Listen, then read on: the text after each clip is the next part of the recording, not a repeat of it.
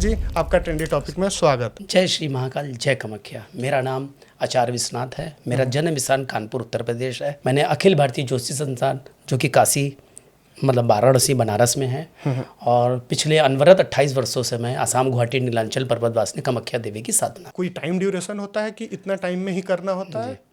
साधक के ऊपर है, कोई 12 साल में भी कर लेता है, कोई 50 साल में भी नहीं कर पाता है। अच्छा। तो अपनी कृपा से तो बस मैं उनका दास हूँ, माता का दास ही कहता हूँ अपने। आप लोग मुझे साधक कह देते हैं। तो अपनी साधना निर्विरत चल रही है, और महाकाल बाबा के बिना साधना अधूरी है। उज्जैन महाकाल बाबा दोनों को मिलाकर है, क्योंकि अर्धनारीश्वर माँ मांगी उनकी अर्धनारीश्वर रूप में, तब साधना परिपूर्ण होती है। आचार्य जी, सबसे बड़ा तंत्र कौन सा है, और इतने शक्तिपीठों में सबसे बड़ा शक्तिपीठ हमारी संस्कृति किसको मानती है? मैं आपको ये बताना चाहता हूँ, 51 शक्तिपीठ है अपने भारतवर्ष में, जिनमें से 4 शक्तिपीठ जो है भारत से बाहर हैं, जो बांग्लादेश पाकिस्तान जो पृथक करते हुए बाद में अलग हुए, वहाँ पे भी कुछ है। लेकिन यहाँ पे 4 शक्तिपीठ जो प्रमुख हैं वो ये हैं। सबसे पहले तो कामाख्या देवी हैं, फिर ये पीताम्बरा बगलामुखी हैं, कलकत्ते के अंदर जो है काली घाट वाली काली माता हैं, और वहीं तारापीठ माता हैं। इन सबका अलग अलग कार्य है, लेकिन सर्वोच्च अगर आप बोलें तो कामाख्या देवी ही सर्वश्रेष्ठ शक्तिपीठ है। उससे बड़ा कोई शक्तिपीठ नहीं है। और सबसे बड़ा तंत्र कौन सा है, जिस तंत्र को पाने के लिए मतलब सबसे ज्यादा सिद्धि मिलती है? तो सबसे बड़ा तंत्र कौन सा है? उड्डीस तंत्र जिसे कहते हैं, क्री उड्डीस और उड्डीस तंत्र हैं।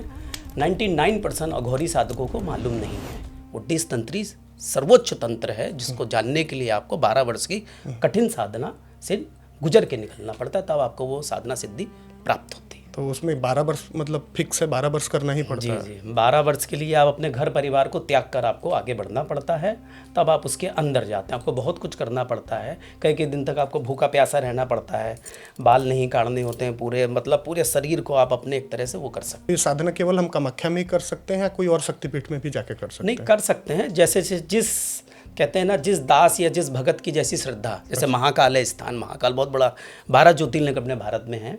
फिर एक अपना कैलाश है, फिर ये अमरनाथ हैं, और ये पशुपतिनाथ है। इनको मिला के 15 हैं। लेकिन सर्वोच्च जो तांत्रिक ज्योतिर्लिंग है वो महाकाल है। यहाँ पे भी साधनाएं। ब्रह्म राक्षस क्या होते हैं? ये होता भी है या नहीं होता है, और ये होता है तो क्या होते हैं? बहुत ही सुंदर प्रश्न किया है आपने, इसका मैं आपको उत्तर देता हूँ। 99% ये लोगों को, तांत्रिक और घोरियों को मालूम नहीं है ब्रह्म राक्षस कौन होते हैं। आपको मालूम होगा, जो पढ़े लिखे विद्वान ब्राह्मण होते हैं, पुरोहित होते हैं, वो गीता, वेद, पुराण आदि पढ़ते हैं। जैसे 18 पुराण है, रामायण है, गीता है, श्रीमद् भागवत है। और अचानक उस पंडित की मृत्यु हो जाती है। जैसे एक्सीडेंट हो गया, ये 20 से 25 वर्ष की आयु में मृत्यु हो गई उनकी। फिर वो ब्रह्म राक्षस बन के भटकते हैं, और इतने खतरनाक होते हैं। जैसे उसकी इच्छा है कि मुझे एक सुंदर स्त्री से शादी करनी, नहीं हो पाई, तो वो भोगता है उन स्त्रियों को, ऐसी लड़कियों को ढूंढता है जैसी उसकी पसंद थी। फिर वो ऐसे ऐसे कार्य करता है। और मज़े की बात है, आज जितने आप घरों में देख रहे हैं, 90% घरों में ब्रह्म राक्षस है। उसकी बहुत बड़ी पहचान होती है पैरों से। अच्छा। जी हाँ, और ब्रह्म राक्षस का जल्दी काट भी नहीं है, इतना खतरनाक होता है। पैर से हम कैसे पहचान पाएंगे? वो अक्सर घरों में देखा होगा आपने, बूढ़े बुजुर्ग होते हैं, लंगड़ा के चल रहे हैं। आजकल लड़कियां भी हैं, पैरों में दिक्कत हो रही है, लंगड़ा के। ब्रह्म राक्षस की उनके ऊपर नजर है। अच्छा। वो बालों पे आता है, वो आँखों पे आता है, वो यहाँ पे आता है, वो नीचे आता है। 5 स्थान उसने चुने हुए होते हैं। अच्छा। उसको कोई पंडित, तांत्रिक, अघोरी भी जल्दी ठीक नहीं कर सकता है। वो नरसिंह साधना से ठीक होता है। अगर उससे भी नहीं हो पाता है तो शिव जी को जो महान गण हैं, नंदी गण, वो नंदी साधना से ठीक हो। तो हमें कैसे पता चले अगर किसी को पैर में दिक्कत है या कुछ आ रहा है, तो कैसे पता चले कि जिसके घर में प्रॉब्लम होएगी, वो समस्या होगी, वो बताएंगे आपको। और ऐसा कुछ होगा तो मैं पहले भी बहुत सारी चीज़ें कर चुका हूँ, तो मालूम हो जाता है। फिर उसका उतारा होता है, कुछ चीज़ें होती हैं, मालूम पड़ जाता है। हमारे घर में ऐसा कुछ ना हो तो हमें क्या करना चाहिए डेली लाइफ में? कि किसी एक को आपको पूजना पड़ेगा। राधा हैं, माता हैं, शिव हैं, कृष्ण हैं, किसी एक ईश्वर में आप लग जाइए। क्योंकि जो कुछ है सब ब्रह्मांड के रचयिता महादेव, काशी विश्वनाथ, महाकाल में ही सब समाये। वही अर्धनारीश्वर कामाख्या है, वही कामेश्वर। एक को आप तन मन धन से माने। आदमी क्या होता है, आज इधर गए, कल कहीं और पहुंच गए आप, फिर कहीं और घंटा बजाने लगे आप। वो नहीं, एक को मानो, एक को जानो। मतलब किसी एक भगवान में आस्था है तो निगेटिविटी ऑटोमेटिकली आपसे दूर रहेगी। जी, जिसको कि राधा को जो पूज रहे हैं, राधा उन्हीं को पूज रही है, वो महाशिव है। जो शिव है वही राधा है। तो जब आप इनको पूछेंगे तो ब्रह्म राक्षस क्या कोई भी शक्ति कुछ नहीं कर सकती। कर्ण पिचासनी क्या होती है? ये हमने बहुत जगह सुना है, कर्ण पिचासनी। तो मेरे अंदर था कि कर्ण पिचासनी क्या होती है। आपने सुना होगा, किसी स्त्री मतलब लड़की की शादी हो रही होती 20 से 25 वर्ष की उम्र में, और अचानक उसकी डेथ हो जाती है। उसके मन में होता है कि इस बड़े खूबसूरत पुरुष से, या उसका जैसे होता है ना आजकल बॉडी बिल्डर है, किसी पुरुष से सुंदर और धनवान से मेरी शादी हो, लेकिन वो मर जाती है अचानक, वो करण पिशाचिनी बन जाती है।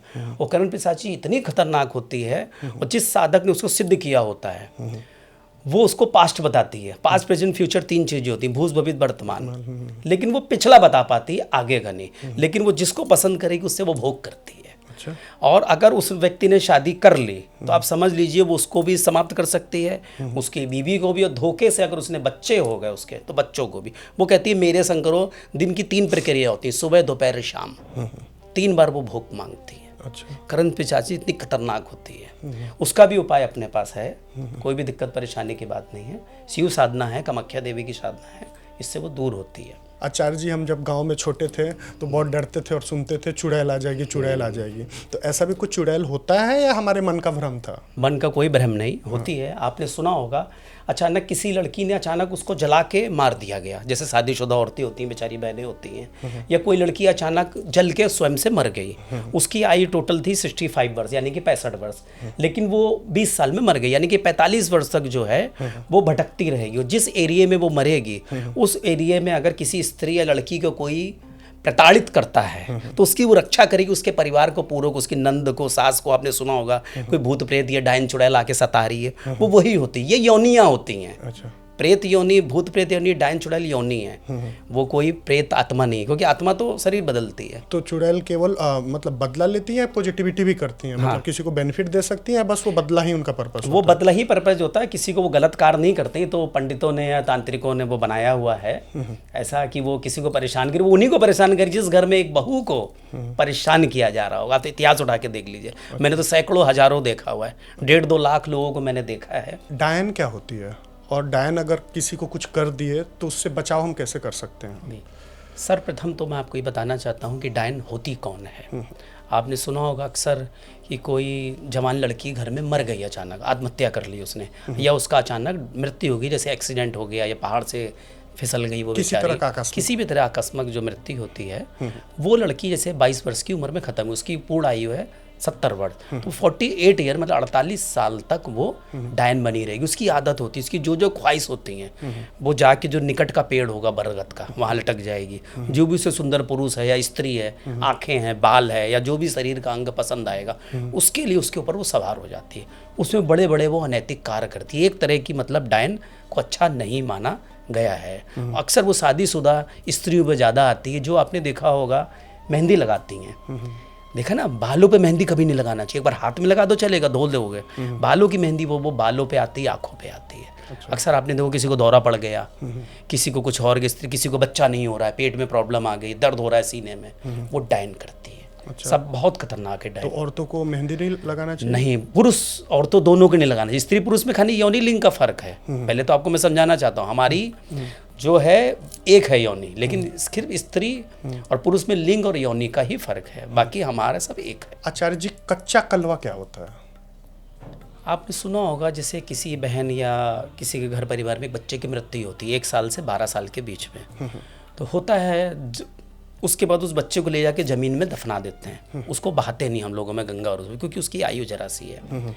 तो तांत्रिक और अघोरी जो गलत कार्य करते हैं, यहाँ पे दोनों शब्द सुनिएगा, तांत्रिक और गौरी जो गलत कार्य करते हैं, जो अच्छा कार्य करते हैं वो कभी नहीं, वो उसको निकालते हैं। अगर लड़की है तो लाल कपड़ा, लड़का है तो सफ़ेद कपड़े में उसको ले जाते हैं। इसकी 6 साल की सिद्धि होती है। उस सिद्धि के बाद उसे गुप्त निर्जन स्थान, जैसे अघोरियों का स्थान है या कोई पुराना किला है, खंडर बनी हुई जगह, वहाँ भी उसकी स्थापना करते हैं। उससे फिर वो कार्य कराते हैं। अक्सर आपने सुना होगा घरों में दरवाजे में खट से आवाज़ आई, कोई है, कभी कभी लगता है ना बेल बजी, बेल आपकी बंद है जबकि वो कच्चा कलवा। तो बहुत बच्चा है ना, वो खिलौने मांगेगा, परेशान करेगा आपको, बाल नोच लेगा खड़े खड़े, और वो अगर स्त्री है तो मतलब अपनी माँ समझ के उसके संग हरकत करेगा।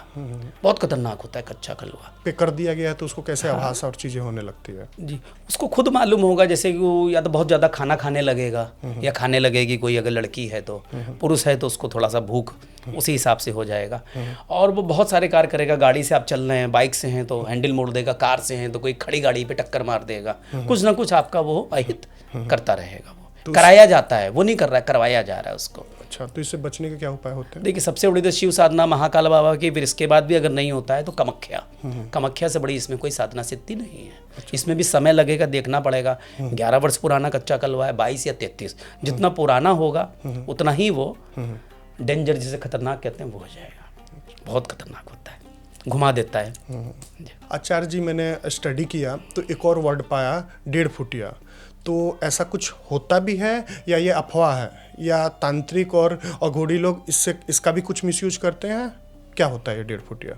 आपने सुना होगा, जब अपने हिंदू धर्म के संस्कार में जो अंतिम संस्कार होता है, व्यक्ति को जलाया जाता है, ठीक है। उसको जलाने के बाद हम लोग उसको अगले दिन उसके फूल, मतलब जो हड्डियां कहते हैं, फूल कहते हैं, अपने धर्म में वो लेने जाते हैं। तांत्रिक अघोरी क्या करते हैं, रात का जो 8वां पहर होता है वो 1 से 4 का होता है।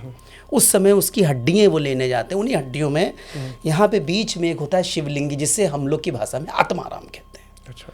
उस आत्माराम को वो ले लेते हैं। लेने के बाद 18 इंच मतलब 1.5 फीट होता है, उसके अंदर हड्डियों की एक मूर्ति बनाते हैं, उसके अंदर आत्माराम को डाल देते हैं। अच्छा। और सिद्ध करते हैं 1.5 फुटिया। 11 साल और 5, 11 साल पहले करते हैं, फिर 5 साल, कितना हुआ 16 वर्ष। 16 वर्ष की उसकी साधना सिद्धि बहुत कठोर होती है। या तो ये कोई बहुत काली का तांत्रिक करेगा, या फिर कोई बहुत बड़ा अघोरी होगा, शमशान में बैठने वाला, नागा नहीं कर सकता, इसे अघोरी करेगा। वो इसकी साधना और सिद्धि दोनों करते हैं। और इसका कार्य क्या होता है, जैसे अभी आपने मुझे 100 ग्राम जेवर दी है, मेरे का मतलब है 1.5 फुटिया उसको डबल कर देगा, 200 ग्राम कर देगा। आपने 1 करोड़ रुपए बैठे हैं दिल्ली में, तो वो 2 करोड़ रुपए आपके कमरे में यहाँ पे ला के रख देगा। बहुत खतरनाक होता है 1.5 फुटिया। कहता काम दो मुझे, नहीं काम दोगे वो उसी साधक को परेशान करेगा। बहुत खतरनाक होता है। तो फिर कोई बड़े बड़े नेता या कोई बड़े लोग इसका मिसयूज भी कर सकते कर रहे हैं। अच्छा। मैं इसमें आपके नाम नहीं ले सकता उनको, मैं उनको जानता भी हूँ और कार्य कर भी रहे, उसमें सफलता भी प्राप्त है उनको। ये कोई 14 वर्ष से कर रहा है, कोई 70 सालों से कर रहा है। अच्छा। जिसको जितना पावरफुल अघोरी मिल जाए उसका 1.5 फुटिया, क्योंकि इनकी भी साधना होती है करीब 70 वर्ष की। 70 वर्ष के बाद 1.5 फुटिया अपने आप समाप्त हो जाए। एक बहुत इंपॉर्टेंट क्वेश्चन है, तांत्रिक, अघोरी और साधक, इन तीनों में क्या अंतर है? देखिए, जो वेद आदि पुराण पढ़ते हैं, जो हमारे ग्रंथ हैं, दुर्गा सप्तशती आदि है, वो जो होते हैं तांत्रिक होते हैं, जो तंत्र को जान जाता है, यानी कि हम लोग में ब्राह्मण ही पंडित जी कहते हैं उनको ये। और अघोरी वो होता है जो शमशान में जाके साधना सिद्धि करता है, और जो मतलब भूत प्रेत आत्माओं को भी अपने वश में करता है। अच्छा। वो अघोरी होता है। लेकिन अघोर से ऊपर भी एक है, वो है साधक, जो साक्षात शिव महाकाल और डायरेक्ट मतलब साक्षात जगदम्बा आदि शक्ति कामाख्या देवी की जो पूजा पाठ करता है, वो साधक होता है। तो सर्वशेष इन तीनों में आप साधक को बोल सकते हैं। अच्छा। क्योंकि साधक अपने मात्र माता के उच्चारण मात्र से ही सारे संकटों को दूर कर सकता है, क्योंकि उसके ऊपर महाकाल महादेवी की आदि शक्ति की कृपा का पात्र होता है। अच्छा, उनका आशीर्वाद होता है। जी, ठीक है। तो साधक ही सर्वश्रेष्ठ है। उड्डीस तंत्र क्या होता है? उड्डीस तंत्र के बारे में मैं आपको ये बताना चाहता हूँ। आदि काल पूर्व काल में जब सृष्टि ब्रह्मांड की रचना हुई है, तो आदिदेव महादेव ने महादेवी आदि शक्ति को तंत्र मंत्र यंत्र के बारे में बताया। तो लेकिन देवी का ध्यान कहीं और था। आपने सुना होगा अमरनाथ गुफा में जब ज्ञान दिया है उन्होंने, उसी जगह पे जब ज्ञान दिया है, तो देवी निंद्रा अर्थात सो गई। तो शिव जी क्रोधित हो गए। उन्होंने बोला जाओ तुम मछुआरन बनो। मछुआरों की आदत होती ना, आप बात कर रहे हैं उनसे, आपका उनका ध्यान कहीं और होगा, मुझे मछली निकालनी है। तो वो मछुआरन जाके बन गई। फिर उसके बाद जब सतयुग आया, लंकाधिपति रावण को इन्होंने उड्डीस तंत्र की शिक्षा दीक्षा दी। इसको उड्डीस के आगे एक और होता है क्रियोड्डीस तंत्र, जो इससे बड़ा कोई तंत्र मंत्र यंत्र होता ही नहीं है। तो लंकाधिपति रावण ने 12 वर्ष के कठोर तप के द्वारा, जप के द्वारा ये शिक्षा दीक्षा शिव जी से साक्षात प्राप्त करी। तो उड्डीस तंत्र से बड़ा कोई तंत्र नहीं है। तो हम बोलते हैं शिव तांडव मंत्र, तो शिव तांडव से भी बड़ा होता है या शिव तांडव ज्यादा बड़ा होता है? देखिए, शिव तांडव के बारे में मैं आपको बताना चाहता हूँ। वो सारे जितने भी मंत्र हैं, जैसे गीता स्वयं श्री कृष्ण जी के द्वारा बोली गई है। उन्होंने क्या बोला है उसमें कि मैं कालों का काल, मैं ही महाकाल हूँ एकमात्र। इसमें है क्या, मैं आपको बताऊं। शिव तांडव क्या है, ब्रह्मा जी के जो पुत्र थे पुलस्त, उनके पुत्र थे बिसरवा। तो बिसरवा की 2 रानियां थी। पहले से कुबेर हुए, दूसरे से रावण, कुंभकर्ण, विभीषण। तो रावण ने जब शिव जी को प्रसन्न किया है, प्रसन्न भी कैसे किया, उसके पास एक पुष्पक विमान था। पुष्पक विमान कैसे था कि चलो, जैसे आज के समय में फ्लाइट होती है हवाई जहाज, तो वो चल देता था। पानी अपना रास्ता खोल देते थे और पेड़ नदियाँ सब हट जाते थे आगे से, पर्वत भी। लेकिन जब वो कैलाश पे पहुंचा है तो वहाँ जाके स्थिर हो गया, रुक गया। तो उसने बोला हटो, तो कुबेर उसने बोला, पुष्पक ने, नहीं महाप्रभु, ये आगे नहीं जा पा रहा है मेरा पुष्पक, तो मैं आपसे क्षमा प्रार्थी, कह के पुष्पक विमान नीचे रुक गया। रावण ने क्रोधित होकर पूरे उस कैलाश को अपने उठा दिया। महादेव महादेवी के संग योग माया में लीन थे। तो देवी बोली, हे आदि देवी क्या हो रहा है? बोले मेरा एक भगत है, दास है। शिव जी ने अपने एक अंगूठे से जो है अपने महापर्वत कैलाश को दबाया और रावण दब गया। दबते ही उसने जो है शिव जी की स्तुति करना चालू करी। जयत तब ब्रबद भुजंग मस्वसा विनिर्गमत कै मस्वरत्र कराल भाले हब्ब बाट निमिंद निमिंद निमिंद धुरन मृदंग तुंग मंगलम ध्वनिक्रम प्रवर्तिता प्रचंड तांडव शिवा। ऐसे कर करके एक श्लोक जो होता है 17 श्लोक हैं। आजकल के जो पुरोहित और ब्राह्मण हैं 15 श्लोक गाते हैं। तो सारे श्लोकों को सुनकर शिव जी प्रसन्न होकर आकर उसको पूर्व पहले की तरह कर दिया, स्वस्थ हो गया। और देवी बोली, प्रभु ये क्या किया इसने? तो आपका कैलाश उठाया। बोले देवी मेरे बारे में पूरी परिभाषा बता रहा है कि मैं शरीर में क्या हूँ। इसने ये तक बता दिया मैं तुम्हारे शरीर में चित्रकारी भी कर सकता हूँ। तो इसलिए इससे बड़ा कोई मंत्र नहीं होगा। और आज से ये शिव तांडव में मेरे 8 तांडव हैं। शिव जी के 8 तांडव, एक तांडव नहीं है। बोले ये 8 तांडव को मिला के एक मात्र तांडव है। अब इससे बड़ा कोई भी तंत्र मंत्र यंत्र नहीं होगा। ये सतयुग की बात है, घटना है। अच्छा। तो रावण तुरंत उनको जो है चरण में हुआ। शिव जी ने उसे तुरंत एक अपने आशीर्वाद से पारिजात करके एक जो है तलवार भेंट करी। बोले जिसको मारोगे इसका बार कभी खाली नहीं जाएगा। हिंदुओं के तंत्र विधि अलग हैं, मुस्लिमों के तंत्र विधि या अलग है व्यवस्था, तो इन दोनों में अंतर क्या है? बहुत अंतर है। अपने जितने भी तंत्र मंत्र हैं सारे ये अपने वेद आदि शास्त्रों से लिए गए हैं। और मुस्लिमों के जितना हुए हैं जैसे लगभग 1450 जो इनके सिपली आदि हैं, करतब हैं और भी काफ़ी होते हैं, ये जिन्नात से संबंधित होते हैं। 26 होते हैं इनमें ये, ठीक है। इनकी काट जल्दी होती नहीं है क्योंकि ये दरगाहों को पूजते हैं और बड़ी बड़ी शक्तियाँ वहाँ पर होती हैं। तो इसलिए मुस्लिम तंत्र एक अलग विद्या है, हिंदू तंत्र एक अलग विद्या है। दोनों की मारक भी है और दोनों का उच्चारण भी अलग अलग होता है। मतलब ये दोनों के जमीन आसमान का फर्क है। अच्छा। इनमें जैसे कुछ तंत्र इनमें बिल्लियों से कराए जाते हैं मुस्लिम, हिंदुओं में बिल्ली को शुभ नहीं मानते हैं। तो दोनों में जमीन आसमान का फर्क है। इनके मतलब दैत्य दानव भी अलग होते हैं, 26 होते हैं, जिन्नात होते हैं। और जिन्नात एक प्रकार का इनमें नहीं होता है। अच्छा। जिन्नात 5 प्रकार के होते हैं, मैं आपको बताना। 4 पुरुष और 1 स्त्री होती है। अच्छा। और जिन्नात कुरान शरीफ के हिसाब से जब मानव सृष्टि की जब रचना कर रही है अल्लाह परमात्मा के द्वारा, तो अग्नि से करी है और अग्नि को इन्होंने सबसे पहले प्रकट किया है। अग्नि से इन्होंने जिन्नातों को बनाया है और रोशनी से जिसे फरिश्तों को बनाया है, मिट्टी से हमारे और आप जैसे स्त्री पुरुष को बनाया है। ये 3 का वर्णन है कुरान शरीफ में, 4 और बाकी आगे का वर्णन नहीं है कि बाकी के जीव जंतु कैसे बने। तो अभी आचार्य जी आपने बताया तो उसमें एक वर्ड आया जिन्नात, तो ये जिन्नात कौन होते हैं? जी देखिए, जिन्नात क्या होता है, जैसे मैंने अभी आपको बताया, जिस समय सृष्टि की रचना हुई है परमात्मा ने, ईश्वर ने, अल्लाह ने सबसे पहले अग्नि से उनको बनाया और सालों वर्ष तक वो नमाज पढ़ने वाले। सबसे पहले तो मैं आपको बता देता हूँ नमाज का मतलब नमः धन अज, मतलब हम उस ईश्वर को नमस्कार कर रहे हैं जिसने निराकार रूप में हमको बनाया। उसकी कोई मूर्ति नहीं होती, सत्य है। हमारे भी वेदों आदि में बोला गया है कि भगवान की मूर्ति नहीं होती, निराकार रूप में उसकी पूजा करने से कोई आकार प्रकार नहीं है। तो उन्होंने जब जिन्नातों को बनाया, वो भी पूजा पाठ आदि किया करते थे। समय के हिसाब से उनकी रचनाएं हुई, उनकी एक अलग दुनिया है, उनके अपने बच्चे होते हैं, उनकी अपनी शादी होती हैं, लेकिन संख्या उसमें पुरुष की ज़्यादा है क्योंकि वो 4 हैं और 1 स्त्री है। अब वो आते कैसे हैं मैं आपको बताना चाहता हूँ। आज आप में से बहुत से लोग होते हैं हमारी मानव जाति में, जैसे कि मीट है और भी चीज़ों का सेवन करते हैं, मुर्गा वगैरह है जो आप लोगों में कहते हैं। खाने के बाद वो हड्डियाँ छोड़ देते हैं। अब 1 किलो मुर्गा बना, 1 किलो की हड्डी हो गई वहाँ पे, तो जिन्नात उस घर में आएगा उसको 4 गुना कर देगा। सुबह वो 4 किलो उसे मांस चाहिए उसे। अगर नहीं मिलेगा तो घर की जो भी कोई सुंदर स्त्री है, बालों पे या उसके जो भी शरीर के अंग उसको सुंदर लगेंगे, आँखों पे या कहीं और पे वो आ जाएगा।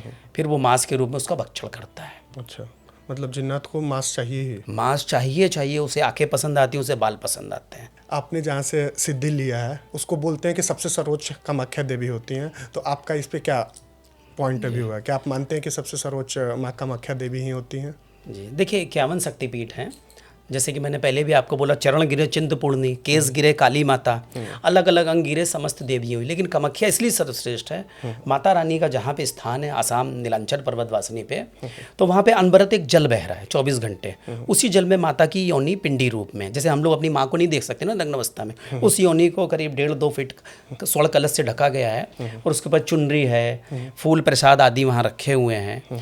और उस माता का जल भी जिस घर में चला गया, और माता का एक अम्बुबाची का मेला होता है, 5 दिन माता का पट बंद रहता है वहाँ पर। तो वो कपड़ा जिसको भी लाल मिल गया तो उसको स्पर्श से या नाम मात्र देखने से ही भूत प्रेत पिशाच निकट नहीं आते, वो सब हो जाता है। कोई भी आपने भूत प्रेत है, जिन्नात है, यहाँ तक कि ब्रह्म राक्षस भी, तो उस कपड़े को देखते हो माता के जो जल होता है स्पर्श से ही दूर हो जाता है। तो कामाख्या देवी ही सर्वजैसे उस प्रांगण में भी आपने चरण रख दिए तो आपका सब कुछ अगला पिछला सब चला गया। कहते इसके बाद जन्म भी नहीं होगा। जिसने माता कामाख्या की सिद्धि साधना कर लिया, दर्शन भी कर लिया एकमात्र है जल को स्पर्श, फिर आपका जन्म नहीं होगा, मोक्ष की प्राप्ति हो जाएगी। ऐसा भी बोला जाता है ना कि वहाँ पे देवी खुद ही बुलाती है, ऐसे कोई कितना भी प्लान कर ले नहीं पहुँच पाएगा जब तक माँ का खुद बुलाव नहीं। तो मेरे संग हुआ है, मेरे संग कई ऐसे एक्टर एक्ट्रेस हैं, गए हैं वहाँ पर, सीढ़ी नहीं चढ़ पाई वो,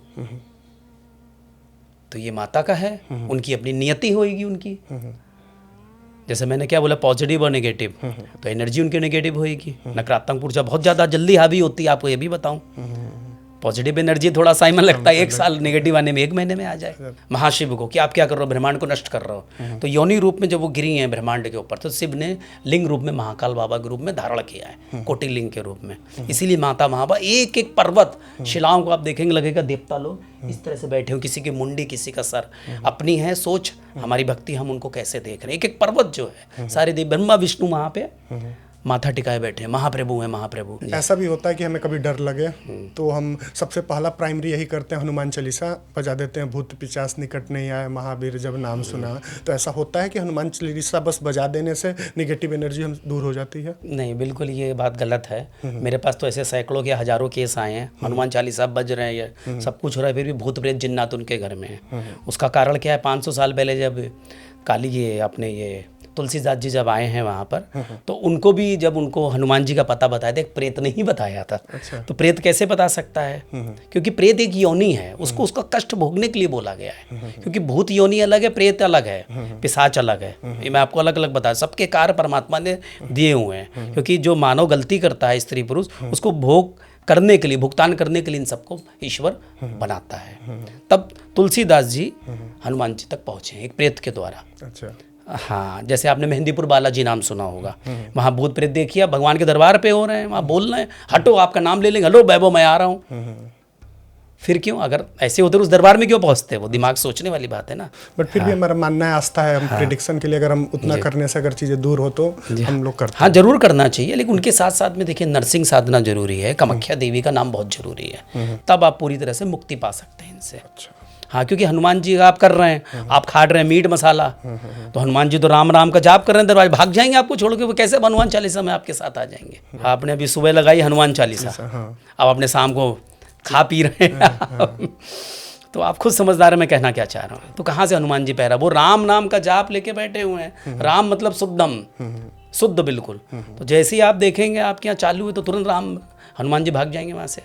कैसे वो रक्षा, आप तो घर में हनुमान चालीसा बजा रहा हूँ। मारण क्रिया सत्य है या भ्रम है? ये भ्रम नहीं है, सत्य है, लेकिन ये करनी नहीं चाहिए।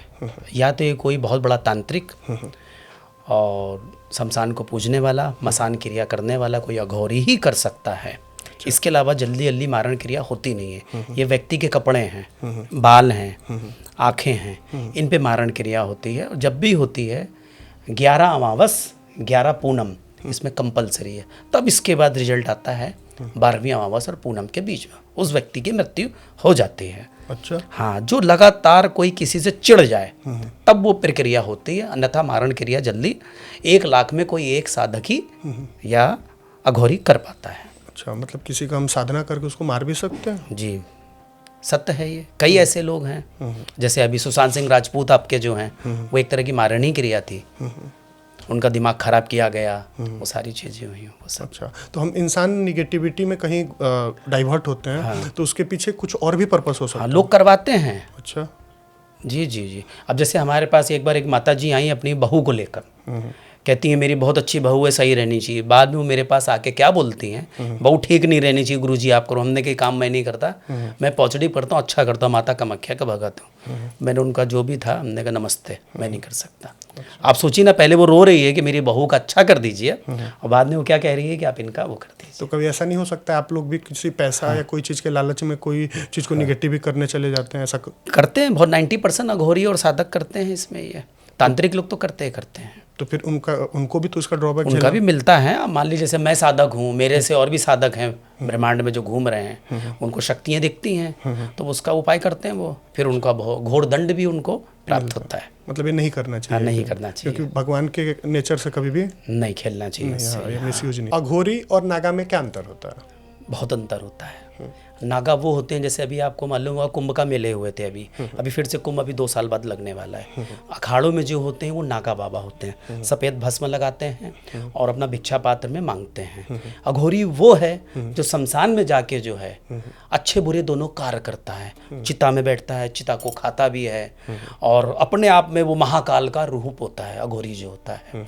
तो अघोरी वैसे ही सर्वश्रेष्ठ है। अघोरी और नागा में जमीन आसमान का फर्क होता है। वो उसका स्थानीय शमशान घाट होता है। अच्छा, अघोरी लोग। हाँ, और जो अखाड़े में रहते हैं वो नागा बाबा होते हैं। अच्छा, बहुत अंतर है। तो दोनों में से किन का आशीर्वाद ज़्यादा? अघोरी। आचार्य जी, आजकल के यूथ और बहुत सारे लोग अपने नंबर दिखाते हैं बहुत, तो ये न्यूमरोलॉजी क्या होता है? न्यूमरोलॉजी क्या है? जैसे अभी 2025 चल रहा है, इसका जैसे कि 9 नंबर बनता है, समझे आप? ये मतलब मंगल इसका स्वामी है। अब 2026 आ रहा है अभी 10 दिन के बाद, तो उसका नंबर 1 बन रहा है। 1 का मतलब है सूर्य। सूर्य का मतलब क्या है? संसार जिस समय सो रहा होता है अंधकार होता है, मतलब रात्रि होती है, लेकिन जब प्रातः काल होती है क्या होती है? पूरे ब्रह्मांड में एक नया उजाला होता है ना, वही 1 नंबर का साल आ रहा है। अच्छा। जैसे आज आप लोग फिल्मी दुनिया से जुड़े हैं, एक्टर एक्ट्रेस हैं, नेता लोग हैं, तो ये सब के लिए ये साल बहुत ही शुभ रहेगा। अच्छा। 2026 1 नंबर मतलब सूर्य का तेज है वहाँ पर ही है। और जितने सूर्य है शुक्र से संबंधित लेविज लग्जरी लाइफ वाले हैं, सबके लिए ये साल बहुत अच्छा जाना है, खासकर 1 नंबर के लिए। अच्छा, जिनका 1 नंबर का मतलब ऑडियंस को मैं बताना चाहता हूँ, 2026 मतलब 2 + 0 + 2 + 6 = 10, 10 1 + 0 = 1। जिनकी जन्म तिथि 1 है, 10 है, 19 है या फिर 28 है, उनका जो मूलांक बनता है वो 1 है। उनके लिए सूर्य उच्च का है, उनको घबराने की बिल्कुल जरूरत नहीं। उनके लिए साल तो ऐसा है मतलब सोने पे सुहागा, अपने आप काम चल के आएगा, अपने आप उनका तेज बढ़ेगा। अच्छा। जो सालों से लगे हैं 4-4 सालों से, अब उनका मेहनत संघर्ष खत्म। 2026 उनके लिए भाग्योदय वाला वर्ष है। और कौन कौन से ग्रह के लिए 2026 बेटर रहेगा? देखिए अभी क्या है, ग्रह तो 9 ग्रह होते हैं। चंद्र के हिसाब से भी बहुत अच्छा वर्ष है, मंगल का भी और शुक्र का भी है। ये नगरी मैं आपको बताना चाहता हूँ, जो मुंबई नगरी है शुक्र पे ही आधारित है। इसकी जो सीमा है वो पश्चिम दिशा का, तो वो शनि पे समाप्त होती है। इसीलिए यहाँ काम भी बहुत गलत होते हैं, और लेकिन अच्छे कर्म भी हो रहे हैं शनि की दया से। तो इसलिए ये कह सकते हैं आप, ये सूर्य हुआ, चंद्र हुआ, मंगल, शनि का वर्ष है ये ग्रहों का ये साल है। और जो परमात्मा में लीन रहेगा उसके लिए दिन दूनी रात चौगनी वाला वर्ष है ये। फिर भी आप 1-2 कोई ग्रह, 3 ग्रह का नाम ऐसा बताइए कि जो सबसे टॉप पे रहेगा 2026 में। सूर्य, चंद्र, मंगल। अच्छा, सूर्य, चंद्र, सर्वश्रेष्ठ है इस वर्ष के लिए। ओके, तो 3 हमें वो नंबर भी बताइए कि जिस नंबर वालों के लिए ये साल सबसे बेटर रहेगा। जी, 1 नंबर, 4 नंबर और 7 नंबर। 4 नंबर होता है राहु का। पूरी फिल्मी दुनिया और राजनेता काय में बैठे हुए हैं? राहु बिना मेहनत किए पैसा आ रहा है।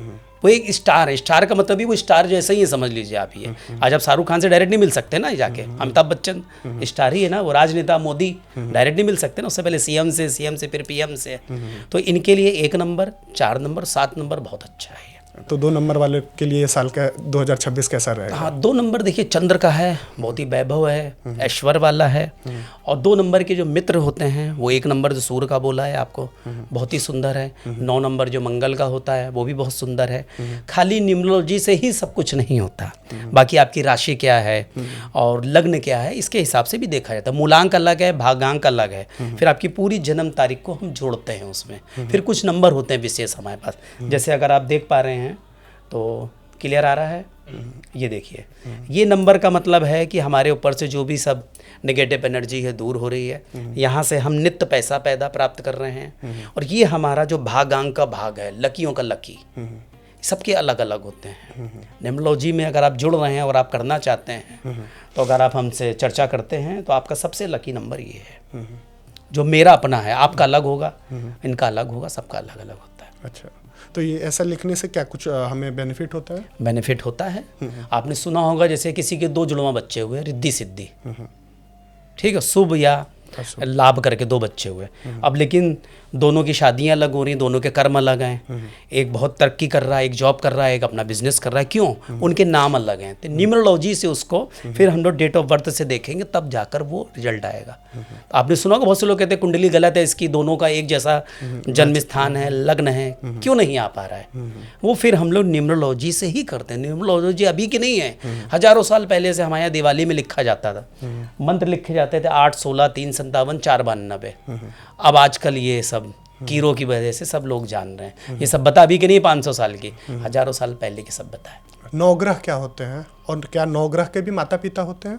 बिल्कुल अवश्य, उनके बिना जैसे हमारे माता पिता उनके माता पिता, तभी तो आज हम और आप बैठे हुए हैं। क्या हुआ, जब ब्रह्मांड की रचना सदा शिव ने करी है, सदा शिव को जानने के लिए पहले पूर्ण पार ब्रह्म परमेश्वर साम सदा शिव और साम सदा शिवानी, ये अर्धनारीश्वर में आधे आधे हैं। बामंगी मतलब अर्धनारीश्वरी, आदि शक्ति कामाख्या, आधे महाकाल बाबा, आधे शिव। जब इन्होंने रचना करी है तब इन्होंने जो सबसे पहले पुत्र बनाए हैं ब्रह्मा जी के द्वारा, तब इन्होंने पुलस्त आदियों को जन्म दिया। पुलस्त से विशर्वा हुए, आदि ऋषि हुए, कश्यप हुए, और भी काफ़ी वशिष्ठ हुए, इनसे हुए। तो इस तरह से सबसे पहले जब इन्होंने सूर्य, गुरु, शुक्र, जब ये 3 पुत्र हुए हैं, तो सूर्य के जो पिता हैं कश्यप हैं। अच्छा। कश्यप महर्षि, उनसे हुए। और सूर्य के जो पुत्र हैं वो पहले यमराज हुए, माता यमुना जो नदी है उनसे फिर जो एक ग्रह और है शनिदेव। अच्छा। 2 ग्रह तो आपके ये हो गए। अब आते हैं गुरु को। गुरु जब हुए हैं, अंगिरा ऋषि के जब पुत्र हुए हैं, उनके महर्षि गुरु हुए हैं, और गुरु मतलब ज्ञान देने वाले।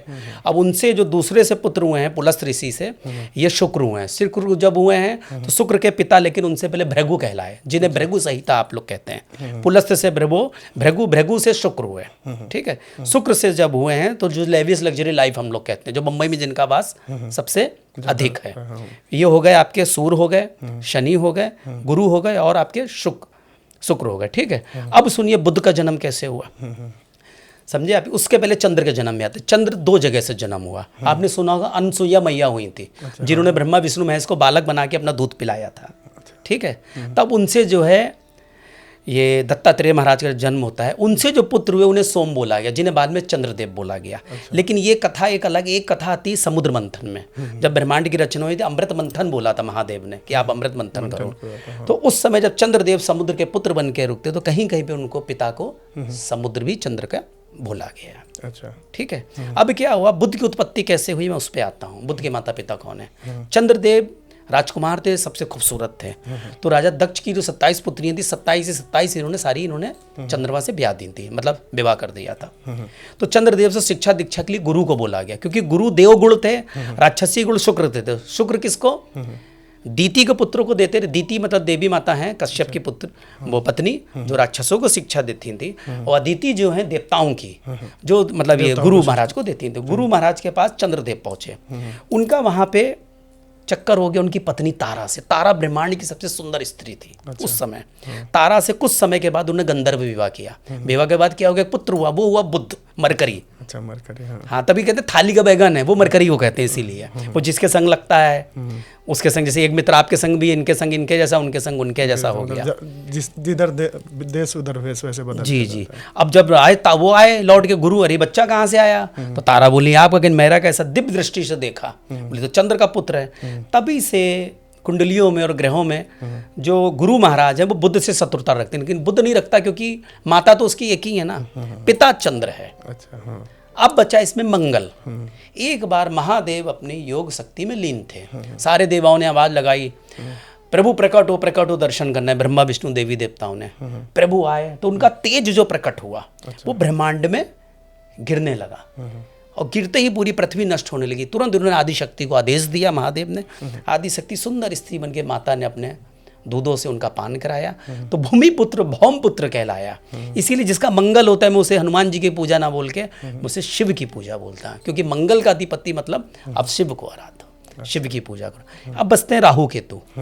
आपने सुना होगा कि जब हनुमान जी राम जी के लिए जब जा रहे थे सीता जी की खोज में, तो एक सिंघा करके एक राक्षसी ने परछाई को पकड़ लिया था। वो सिंह खाती, उसका पति का नाम था विपरीत राक्षस, उनका पुत्र था स्वरभानु। अच्छा। हाँ। अमृत मंथन जब हो रहा था वहां पर, तो अमृत मंथन के टाइम पे उसने देखा, अरे ये मोहिनी रूप में श्री हरि है सबको, क्योंकि उसको वरदान था कि मेरे पास देवता भी होगा तो उसका छल नहीं होगा, तो उसको श्री हरि का रूप सामने आ गया। तो तो उसने पहचान के वो जाके बैठा। जैसे श्री हरि ने अमृत पिलाया है तो चंद्र और सूर्य बोले अरे तो प्रभु ये तो वो है स्वर भानु, उतनी देर में कट गया। ऊपर का भाग राहु, नीचे का केतु, जैसे इंग्लिश में head dragon Rahu, tail dragon Ketu को कहते हैं। तब से वो स्वर भानु राहु केतु हो गया। उसके माता पिता सिंह का, पिता विपरीचित। इस तरह से सभी लोगों के नौग्रह सूर्य चंद्र मंगल बुध गुरु शुक्र शनि नौग्रह आपके संपूर्ण उनके माता पिता के नाम भी हो गए। मयोंग गांव करके एक है जो तंत्र विद्या का मुख्य केंद्र माना जाता है, ऐसा क्यों? सबसे पहले तो मैं आपको बताना चाहता हूँ जो मयोंग शब्द है वो ठीक नहीं है, क्योंकि आज से हजारों साल पहले 10,000 वर्ष पूर्व इसको ज्योतिषपुर कहा जाता था। अच्छा। और पूरे ब्रह्मांड के जितने राज्य थे और जैसे कहते हैं ना जितने आइलैंड हैं सारे, सब यहाँ से बड़े बड़े लोग शिक्षा दीक्षा ग्रहण करने आते थे। अच्छा। और यहीं पर ये वेद आदियों की पूजा पाठ भी सब सिखाया जाता था। बड़े बड़े विश्वविद्यालय थे इसको, ज्योतिषपुर को।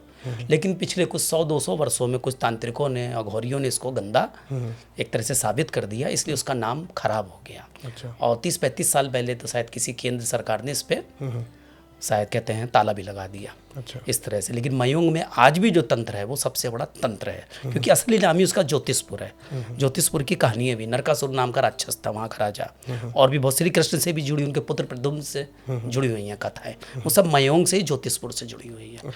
और आपने खाटू से बाबा नाम सुना होगा, श्याम बाबा, उनकी जो मम्मी थी कामकंटका, वो भी वही वो कामाख्या की वो थी, कौन अवतार थी। इसीलिए तो उनको 3 तीर दिए थे। 3 तीर मारो को आम देवी थोड़ी दे सकती है, डायरेक्ट आदि शक्ति ने दिए थे, लो 3 तीर मारना, 3 तीर से तुम्हारा कार्य हो जाएगा।